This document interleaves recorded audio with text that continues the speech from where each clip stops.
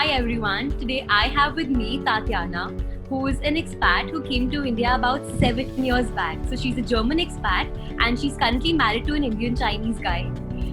She has her own channel, which is a sort of a channel of hers, a page where she gives book recommendations by the name of Craving Expat Live. She also has a book club of her in Goa, and she also has a kid. So, Tatjana, why don't you walk us through your expat journey so far? Hi everyone. My expat journey has been obviously last 7 years in India, but actually I left home, which is Berlin, Germany, in 2005, which is 15 years ago now. And I went to study abroad. I studied in The Hague, the Netherlands, hotel management.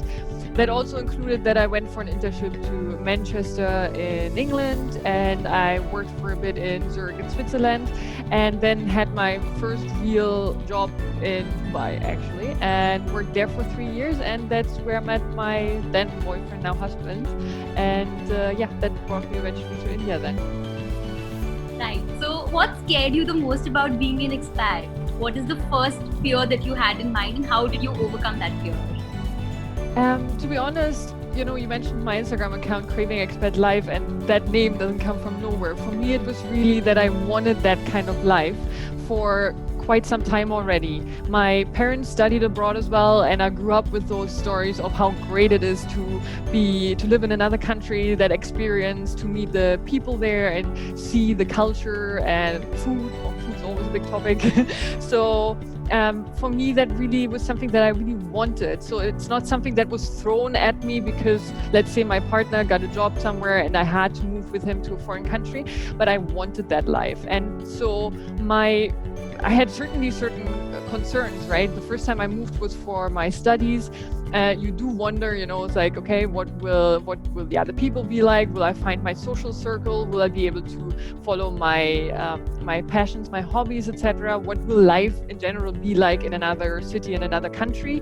But it was really more like wondering and excitement over that than I was really afraid of it as such. And that has persisted to now, quite frankly. So it's not really that I had any fears. Also, obviously, the difference was that I was moving within Europe from Germany to the Netherlands, so the difference wasn't quite as dramatic as, let's say, if I had moved from Germany to India. That would have been huge.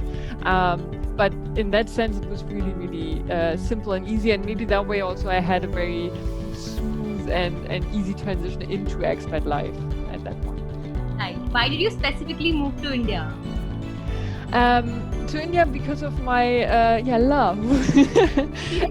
So I was living in Dubai, and I met my husband there, and my boyfriend at that point, and he is Indian Chinese from India, Kolkata, and we were both working in Dubai for the same company, and that was all fine. But then he got a job offer in Mumbai, and he took that and moved back, and I stayed on a little bit longer in Dubai. We did 2 years of long distance, but obviously eventually if you want to be together, you have to be together physically and geographically. So that's what brought me to India. So now that you've stayed for so many years in India, what inspires you the most? Even when you did move to India, what inspired you the most? I have to say, honestly, I think that changed a little over the years. I think the first thing when I met my husband and he said that he's from India, and sort of the first things that came to my mind, like, ooh, that's interesting, because obviously it's considered in Germany and Europe, it's such an exotic country, first of all, right? And the first things that come to mind are like Taj Mahal, and in fact, I had actually, just before I left home, there were some of the big Bollywood blockbusters that had made it to Germany. They were translated, you could watch them on TV and so forth. And I loved them, they're very similar to like musicals basically. And I loved that sort of the energy in those movies and the colors and those little habits of daily life that showed how different life in India was like than it was in Germany. You know, you have those things where you touch the feet of of your elders basically, or those pujas where you have those plates and you know those kind of things. It was something so different. I've never seen anything like that in Germany, obviously, and that was just fascinating. So that was something that I really wanted to see and explore and was excited about. Now, obviously, 7 years later, I have seen all of that. I know what it is about, and it's not quite that exciting anymore.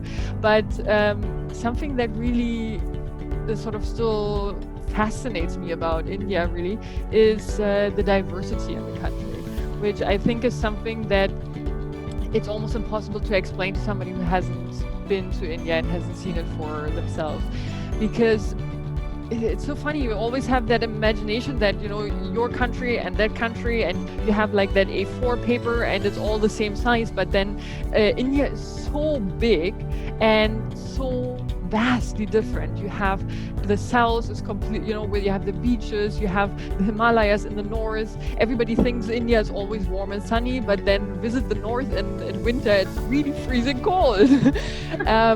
You had the food is very, very different in various parts of the country, and even the cities. As an expat, if you get a job offer or opportunity in India, you really have to make sure that you look specifically into which city you're going to, not India, but city, because I lived in Mumbai, but I also, my husband is from Kolkata. We have family friends in Delhi. I have been to Bangalore and Pune, so I've seen quite a few of the big big cities in India, and they are all so different.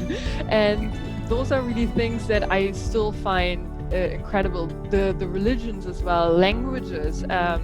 Literally, you go from one state in India to another, and it's completely different. And that's something that I find I cannot just like every time there's something that I see more and explore and discover more, and that is something that I'm still finding fascinating. So talking about moving to a different country, how open was your family to it, and what opinions did your family have about India? So in general, obviously, I mentioned my parents were studying abroad as well, so they were very happy that I was taking that opportunity as well, and that I was sort of opening my mind and experiencing that. Now that's all easy and good when it's Europe. Then sort of I started branching out a bit, but they also always knew that obviously when you live abroad like that, and especially once you know, it's like I was studying hotel management, hospitality industry can get you anywhere. I remember I was saying to them at one point that I was thinking of doing an internship in Aruba, and I was like, okay, I have to Google where that is, but okay. So they knew to some extent, obviously, that in that process you're also likely to meet people from just about anywhere. So when it comes to potential life partners, you just don't know, they can come from anywhere. And it just so happened then that was from India. And I think the main thing was that they met my husband when we were still in Dubai. My parents came and visited us, and I think that was something that helped them a lot, sort of calm them down. The fact that they knew the guy and they could trust him, and that was easier. I think if I had just sort of picked up by myself and gone, it's like, you know what, I'm going to Mumbai next, I think that would have been different. Also, Tatjana, given you've had experiences in so many different cities of India and so many different states of India, how different was it? And what state did you like the most? Given you said that you visited Bangalore, you've been to Pune, you've been to Mumbai, and now you're in Goa. How different is all of this? Yeah, I have to be careful in answering this question, because I think what you have in every country, that you have certain rivalries between major cities. I think you have, especially Mumbai and Delhi is like that. It's like if you're a Mumbaiker, you're really Mumbai loving, and you wouldn't look at Delhi at all, and vice versa, sort of. To be honest, I find that every city, especially speaking about the cities now, every city has its pros and cons, and because they're so different, I think if you were in a position to choose, I would probably say go look at them and choose the one that fits you best. The thing is really for me as an expat coming to Mumbai, speaking from remembering what I was thinking then, but also looking at it from now, I have to say Bombay was fantastic because the city is so international in terms of both other expat living there, but also like everybody there speaks English pretty much. I think even most of the rickshaw drivers and maids and if you have to call an electrician or whatever, a lot of them will speak at least a little bit of English, and getting around in the city is very easy. I lived there, I felt safe going out by myself. This was all brilliant. But then when I had friends coming over, I was always telling them, it's like, look, I love Bombay and I love to show you around my places in Bombay basically, but it's not really a tourist city in itself. It has not much to offer when it comes to actual tourist attractions.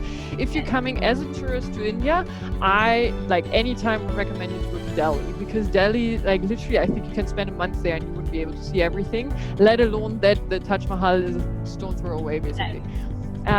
But then, for instance, my husband's family is in Kolkata, and Kolkata has two Chinatowns, in fact. So, and it's also within India, known to be sort of like the educated and all the smart people. So no, but you have obviously some of the big names in literature. They were born in Kolkata and grew up there. And I love to read, so the fact every time we visit Kolkata, I love to go to the bookstores there, and but also we go at least once a year for Chinese New Year, which is fantastic, and you won't have any of that feeling of Chinese New Year anywhere else in India. Why would you?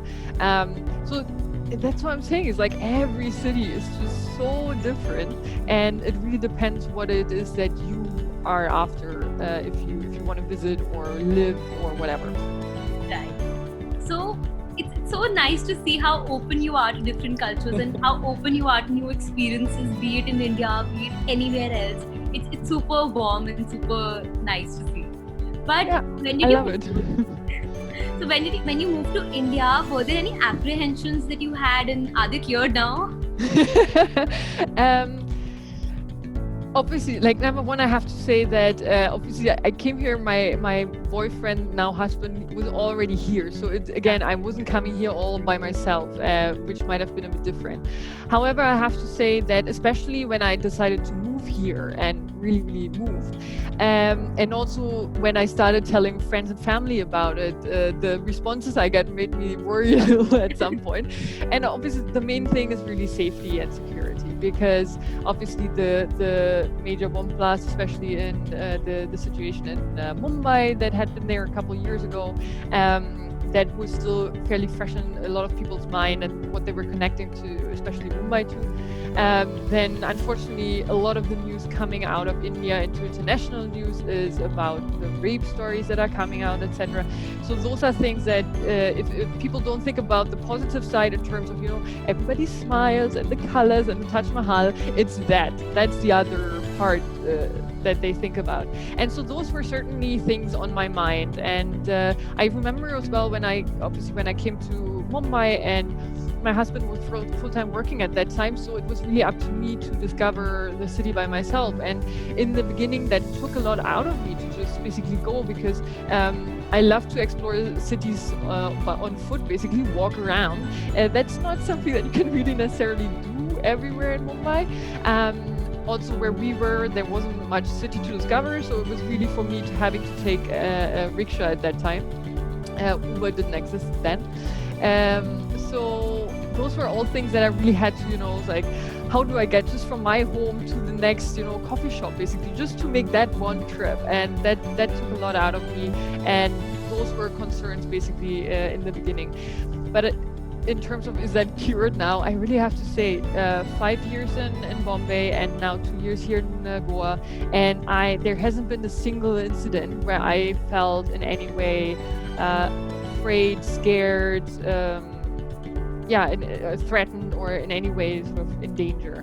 I also have to say that I'm not particularly, I don't necessarily go out at night by myself and in a short mini skirt and all those kind of things. So I might have experienced more of that if I had done that. But in terms of just going out during the day and living my life just like I would have done it anywhere else, I have never had any trouble. So in that sense, the other thing is there is really, and I don't know if that is something positive or negative, that there's a lot of security around. Like for instance, if you enter a shopping mall, or if you enter like a hotel, especially the higher 5-star hotels, etc., you will go through a metal detector, and there will be somebody who checks your purse, and the men will be sort of patted down and stuff. And I have to say, it gave me mixed feelings in the beginning, because on the one hand you're like, okay, this is safe and secure. On the other hand, it's like, why do they need a security at the entrance of a mall? So it was a bit sort of mixed feelings, but again, it's like I have to ensure the security of their mall or their restaurant or their theater, to ensure nobody brings in a gun, or let's say if you're going to a movie theater, you have to ensure that there are no eatables taken inside. I think that's the main reason for that. Exactly, but the thing is, those are things that you learn once you're in the country and you sort of experience more of that and you do that. And again, I had my husband, I was like, I could ask him those kind of questions, like, what on earth, But for the first time coming to a mall, it's like, is that right? Is there, you're wondering if there's maybe, I don't know, big VIP coming, and there's bumped up security, and that's why. But no, it's always like that. Right. So what was the most unexpected thing you had to deal with in India? What were the common day-to-day struggles that you initially found very intriguing, and how did you adjust with them?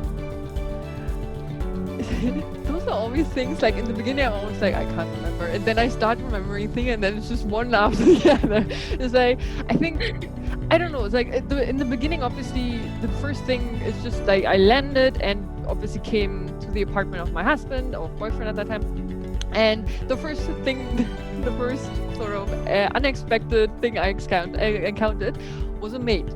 Now, maids in India, very, very common. Everybody has a maid. In fact, most houses would have either 24, like really a full-time maid, or a live-in help or whatsoever. And my husband only had somebody who came for 2 hours and to clean up a little bit and then left again. Yet for me, I have never had that in my life. In fact, at home, it would always be, it's like, unless the family cleans up, nobody cleans up. So everybody, kids included, would be made to help in the household. And obviously, that's not the case here. I think everybody, even some of the lower class people, have a maid at home. It's just so common. So that is something that I really had to get used to, because having somebody, a complete stranger, in your private little oasis was certainly something to get used to. And also on top of that, she didn't speak any English, and my Hindi at that time was non-existent. So that was very, very interesting, and that took a little time to get used to. I did tell my husband, it's like, I'm home, I don't have a job, I can clean up, that's fine, we don't have to spend money on a maid. And he was like, look, we're really not paying a fortune. We gave her a good salary, but we're really not breaking our back over this. We're helping somebody where, she has kids, she needs to pay for their education, we're helping her in that sense as well. We are good employers. She has, if she needs holidays, if she needs to take her kid to a doctor, give us a call, that's fine, So in that sense, it was really good. And plus also something that I obviously at that time didn't know and now know is that cleaning in India is very, very different concept than in Europe, for instance. Europe, it's probably enough to clean through the house once a week, and that does not work in Mumbai. Basically on the second day of no cleaning, you will feel the dust, and you'll see and feel dust everywhere. And that's just something that I didn't expect at that time. And my husband was like, no, I think we keep a maid. And I thank him for that till today. So that was probably a good idea, but it took some time to get used to. And then there, something else, how to cross a road. It took some time to learn that, and it sounds ridiculous for somebody from the West probably, but it's just something that there's no really signals for pedestrians. You don't really have that, and So you really have to throw yourself into the traffic to some extent. However, I have to say with a little bit of pride that by now I can cross the street better than my husband, so I got to that point. And then, yeah, the other thing really was in terms of especially daily life was grocery shopping. That was something that took some finding out actually how that works, because that is just something that you don't think of asking questions about when you move to another country. You expect that, it's like, I have bought my groceries in a supermarket my entire life. It will be like that. They're the same. It can be, it doesn't have to be. So the thing is that in the locality where we were staying at that time, we had a local market, and market means, which is very common actually in Mumbai, that a lot of the neighborhoods basically have their own little market, and in that market you have a separate stall for vegetables, for fruits.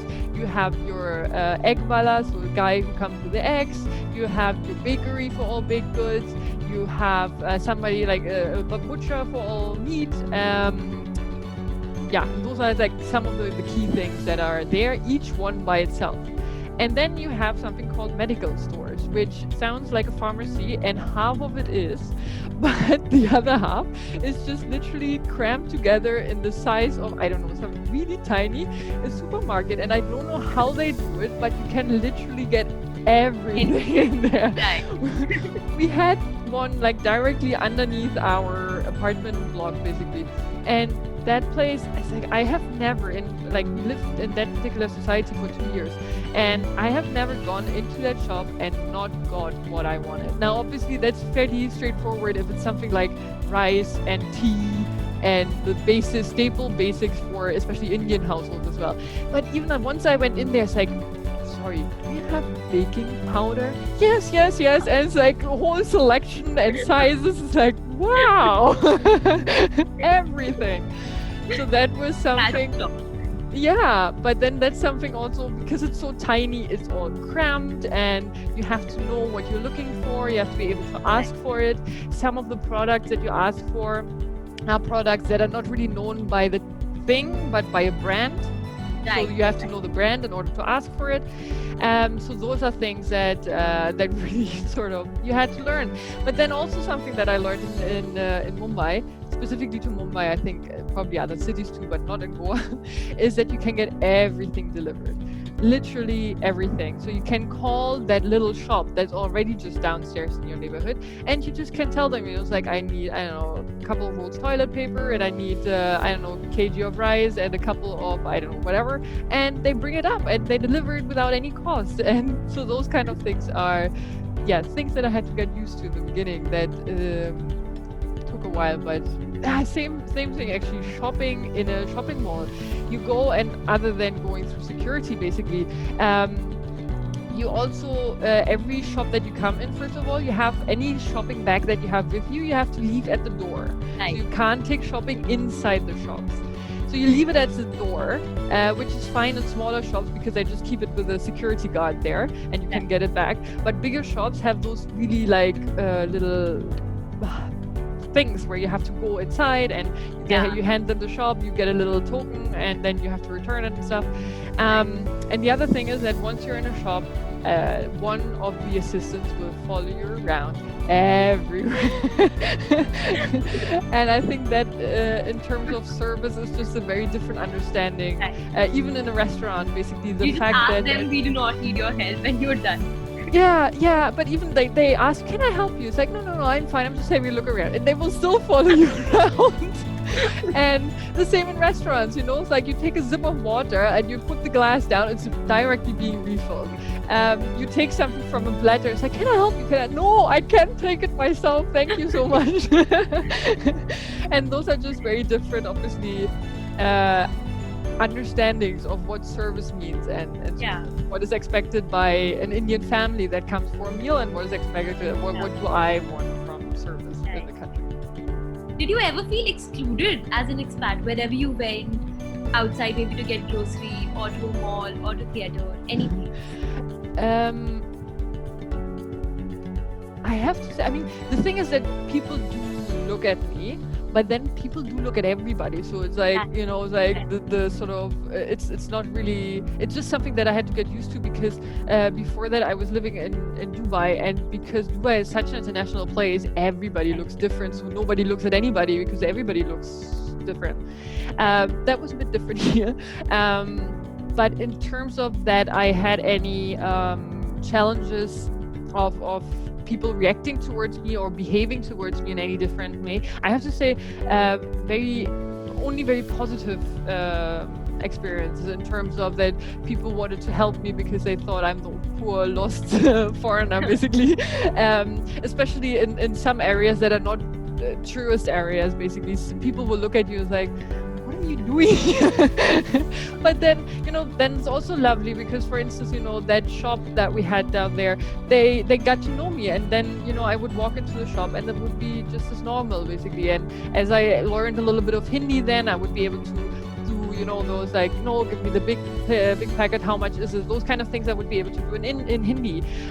So then somebody standing next to me that didn't know me would like look at me like, like, wow, you know, like, so those were the things. But yeah, of course I did, like, you know, there were things when I would go to the vegetable stall, I would buy some vegetables, would come home, and my husband would ask me how much I paid and say, you know, it's like, yeah, you paid about double what I would pay. You know, those are also things that, like, I can't bargain. I don't have the, it's like, I'm not used to that, and I still till today I have really hard time bargaining, and so that's something that I just have to, you know, take with this, right? Sort of, it's just what it is. Do you think it is essential for every expat who comes to India to learn a bit of Hindi to make their stay more comfortable? I think to that, it's not depending on where you go a little bit, but I think like especially the big cities like Delhi, Mumbai, it's not required, so you can get around with English. However, you know, it's always good, like no matter where you go, you know, India or any other country for that matter, I think to make that effort to learn a little bit of the language just helps, because even if, for instance, you know, what I mentioned earlier, that if you call a plumber or electrician your maid, for instance, even though you won't be able to have an entire conversation in Hindi, and certainly, I mean, it's like I can't talk to an electrician about my bulbs in Hindi. I can't do that. But at least I can welcome him. I can ask him if he needs a glass of water, if he needs anything. Those kind of things I can do in Hindi. And I think you get a little bit of goodwill with that people see that you have made an effort to sort of fit in and, you know, not just came in and it's like, well, everybody speaks English, I don't care. So I feel that really makes a positive difference in that sense. And how were the Indians around you? How did you make contacts, and did the Indians greet you warmly?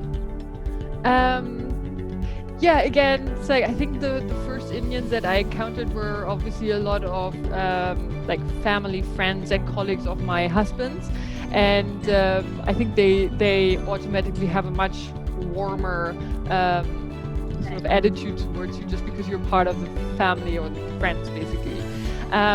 But even the sort of one of the main ways in which I got to know Indians, other than through my husband and his sort of connections, was through my book club. I participated in 3 book clubs in Mumbai, and that was really how I got to know locals as well a lot.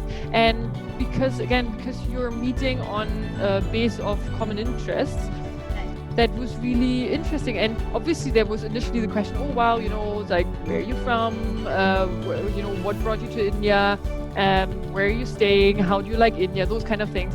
But then it quickly goes into, okay, what do you read, what books do you like, what authors do you read, etc. So I never really had that feeling of some would say that's also Bombay, and we might have another experience in other cities, but Bombay, the people are really open towards one another, and yeah, I've never had that experience that I was really sort of left out of a circle or something like that. Right. So talking about your hobbies, you mentioned about your reading book clubs. What motivated you to pursue your hobbies here, and how did you start your Reading Expat Life, your Craving Expat Life Instagram page? I think number one, obviously, until the time I moved to India, I was working full time, and I loved that, and that was great. But due to the visa situation in India, it wasn't that easy for me to find a job here. And so, obviously, initially, I didn't have anything to do in terms of a job. So, and my husband was working full time, and in India that means 6 days a week. So 6 days a week, I was sitting at home and nothing to do. Now, obviously, it's like the first thing that I was really interested in was like exploring the city, and the more I was getting out, the easier it was getting. So the more sort of, the more I was happy to just explore anything and everything everywhere. So that was one thing. But then reading had always been, I always loved to read, and so for me to use that hobby.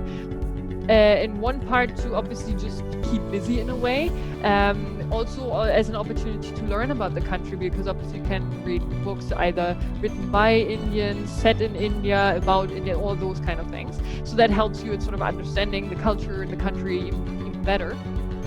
And then obviously with the book club, for instance, I really realized that it's probably the easiest way to meet people because you can't just go in a city, especially in Mumbai, has 20 million people, right? It's like you can't just go up on the street to anybody and say, hey, you look like you're a nice person, I want to be your friend. That's not going to happen. And obviously, especially at that age, when I was and 20s basically, a lot of people in my age bracket would be working, right? So how do you meet other people? And so that joint interest of book clubs, etc., that was something for me really, really important. The other thing was that I was member of a expat community in Mumbai called the American Club for International Women. So it's for all expat women coming to Mumbai, and they're doing a lot of events, etc. So initially I was a member, but then I also became involved in the board and was participating in organizing the communication there and the events, etc. So that became a job in itself, really. That's amazing. But so it's again another way of getting to meet other people, and obviously at a certain stage I progressed from being the expat who needed help to the expat who was able to give help to those coming in new to the city.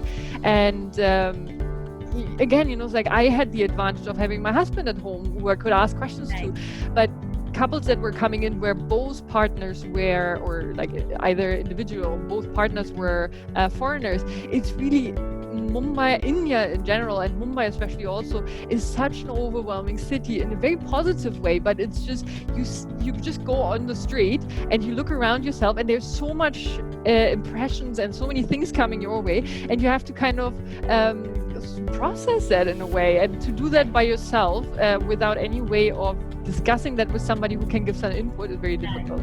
So that was, and that is pretty much where the Craving Expat Live channel came out of as well. That I felt not just, obviously, especially right now for my stay in India, but generally I love my expat life, and I know that there's other expats out there who feel the same, and I love to share stories with them and discuss that and learn what is life like for them in their country, wherever they are. But then the other thing is obviously that there's people in a sort of starting expat life who are completely new to that kind of life, and who may have been pushed into it a little bit because maybe their partner got a job here, so they wanted to take that job, but they didn't really want that kind of life actually. And for me to be able to help them a little bit appreciate the fact that it's an opportunity you're getting, and it's better to make the most out of it, other than sitting at home and just hoping for 1 or 2 years to just go by and be over with. So that is really where the Craving Expat Live channel came from. So for expats who are, let's say, a couple or an individual expat who comes to India and has no idea about what the Indian culture is, what topics would be kind of beneficial for them if they know about those topics, and that would kind of make their stay a little smooth? That is really, I get that question a lot, but in the sense that you had to ask a lot of questions to your husband about the different cultural aspects of India that you did not know. And to somebody who has no contacts in India, I think if they could be aware of some topics and some things about India, that would kind of not be a big surprise for them. Yeah, I think there's again, there's so many things. I think there will be certain things that you will only realize when you come here. And then I think probably the best thing that you can do is follow me, ask me. I'm always happy to answer questions. But no, but also just Google basically. So, God, where to start even? Obviously, religion is a huge deal here in India. Not necessarily that you basically, if you start your job and the first thing they ask you is which Indian god is your favorite. Not like that. But the fact is, it is out there everywhere. And the festivals, we were talking about it on Monday, was Rakhi, etc. There's a lot of those festivals who are major celebrations in the cities, and you cannot ignore that. It will be in your face. You will know about it. So probably to know a little bit about that would be interesting. However, I have to say to that obviously India, religion in India is also a topic where it's like, okay, you have Hinduism, Islam, and Christianity. You have Jews and all sorts of other things. But then obviously Hinduism in itself is not just Hindus. There's so many groups in and of itself. Yeah, so that is very interesting. But then the other big topic, or two other big topics, obviously, are Bollywood. I think people do talk about it, and I think watching a Bollywood movie, there's so many out there now. We're having the subtitles. I think that will really, really help, and maybe watch, I don't know, some Indian Bollywood movies that are really big, that when you mention that name, the other person will be, oh, you watched that, that's great, Three Idiots is one movie that I was a lot recommended at the beginning when I came. So those kind of things. And the other topic is, I think, cricket, especially when it's on, and sort of the IPL, the cricket league, exactly, World Cup is on. It is everywhere. And I have to say, to some extent, it's really, obviously you can just ignore that and it's like, no, I have nothing to do with that. I come from a country where I have, like, nobody watches cricket. I don't even know if you can watch cricket in Germany, but I didn't have a clue. And I, back in Dubai, when I was living there, had a huge Indian community, and I knew, when cricket was on, it's like the entire community in front of one TV watching, and, like the whole shouting that goes with it. And at that point, I was like, what the hell are you watching? From the outside, if you really don't take an interest, it really looks like, okay, fine, ball, bat, gone. Why? What's the point? But if you make an effort and you learn a little bit about the rules, and it's really simple actually, you don't need to know much about the game. It does grip you, and especially if you're then in a place like Mumbai that has its own team that is, that then maybe progresses through the league and goes into the finals and stuff. You can just, feel the fever everywhere, and you can join the discussions. I think that is something that definitely helps. One other thing, that depends really where the expat is coming from, and I think generally there is a lot, I think when you're coming from other Asian countries, a lot of things that I might have talked about that are familiar already to those people. But if you're coming from the West, those are things that are new to you. One thing I think that is very different is that any kind between couples, sort of, you are not overly fond in public. So PDA, basically public display of affection, that's not something you really do much. Not that you're gonna, police gonna stop you and you're arrested or anything, no, but especially with families around and whatsoever, I don't think I've ever seen anybody kiss on the street or even in a home or something. I don't think that's not happening. Even holding hands among the younger ones now, younger couples, etc. But otherwise, and it just, it's like usually as a foreigner, you usually attract enough attention as is. I don't think you have to do that on top of everything else. And the other thing, the one other thing I remember, that was one thing that was a topic right at the beginning when I had moved here, because it was an article in the newspaper. When you go to the cinema here, because you want to feel what it's like to see a Bollywood movie with everybody else here, also very interesting, then in the beginning of the movie, they will play the national anthem, and you better get up for it. There was literally, I think, 2 weeks into my stay here, there was a case where two expats have been in the cinema and they didn't know, and they were just sitting there, and everybody had gotten up and they were a bit slow, or I don't know, anyway, hadn't paid attention. And I think one lady took her handbag and sort of hit them over the head with this, or how dare you not respect our national anthem. Now, that has never happened to me, but then I always get up as well. But those are things where you just, I think, have to also pay attention to your surroundings a bit and follow the everyday, what everybody else does to some extent. Right. Yeah. There's so much to talk about with you, Tatjana. There is literally so much, ranging from your favorite festival to how your stay has been, about different issues that you had to face and how you deal with them. There is so much to talk to, and it was such a pleasure talking to you. I think we can take a break here, and we can start with the next episode sometime. Perfect. Let's later, do that. so that people also get the hang of it and they can enjoy it. Can take a breath. And not too much information at once. Yeah, that's true. That makes sense. Perfect. And I'd personally like to thank you for taking out so much time to help all the expats out there in India, outside India, and even expats in general, and telling them about your experiences so that they could derive some help from it. I hope I can help anytime. Thank you so much, Coach. Thank you so much, Tatjana.